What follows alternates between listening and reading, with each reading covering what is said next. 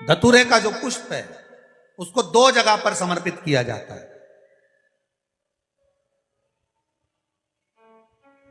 दो जगह, एक धतूरे का पुष्प जहां भगवान शंकर का जल चढ़ाने जाते हो, पूजन करने जाते हो, स्मरण करने के लिए जाते हो, वहां अशोक सुंदरी वाली जगह पर धतूरे को, फूल को समर्पित किया जाता है। एक दूसरे नंबर का धतूरे का जो फूल होता है, दो फूल जब हम समर्पित करने जा रहे हैं तो एक अशोक सुंदरी वाली जगह पर, फूल का जो मुख होता है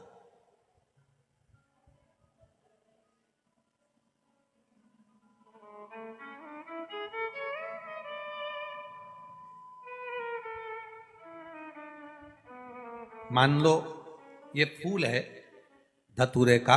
वैसे तो धतूरे का फूल लंबा होता है, आपने दर्शन किए किस किसने करे ना सबने दर्शन।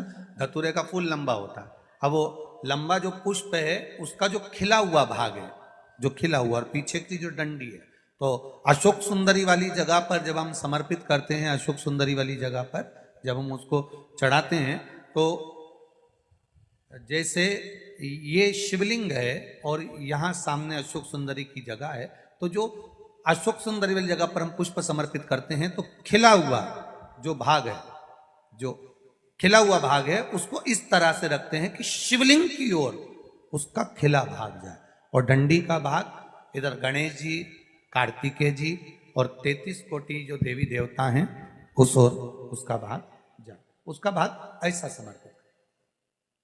एक दूसरा, शिवलिंग पर जब हम धतूरे का पुष्प समर्पित करते हैं, शिवलिंग पर जब हम धतूरे का पुष्प समर्पित करते हैं तो उस फूल का खिला हुआ जो भाग होता है उसका मुख हमारी ओर होना चाहिए। अर्थात डंडी का मुख जब शिवलिंग पर चढ़ाएंगे तो डंडी का मुख उधर हो और खिला हुआ भाग हमारी ओर।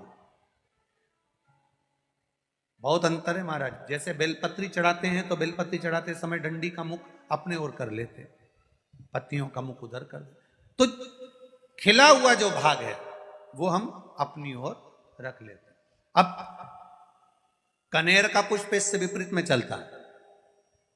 कनेर का जो पुष्प होता है उसकी डंडी का मुख हम अपनी ओर रख लेते हैं और खिला हुआ भाग महादेव की ओर कर देते हैं, वो थोड़ा विपरीत हो जाता है। तो शिव तत्व कह रहा है, भगवान शंकर का संवाद कह रहा है, शिव महापुराण की कथा कह रही है। दो स्थान धतूरे के पुष्प को समर्पित करने के लिए दिए।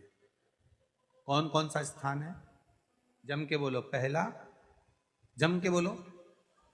अशोक सुंदरी के स्थान पर खिला हुआ भाग कहां होना चाहिए? महादेव की और डंडी का भाग जहां 33 कोटि देवता हों, गणेश जी, कार्तिकेय हों, उस ओर। और दूसरा देवाधिदेव महादेव के शीश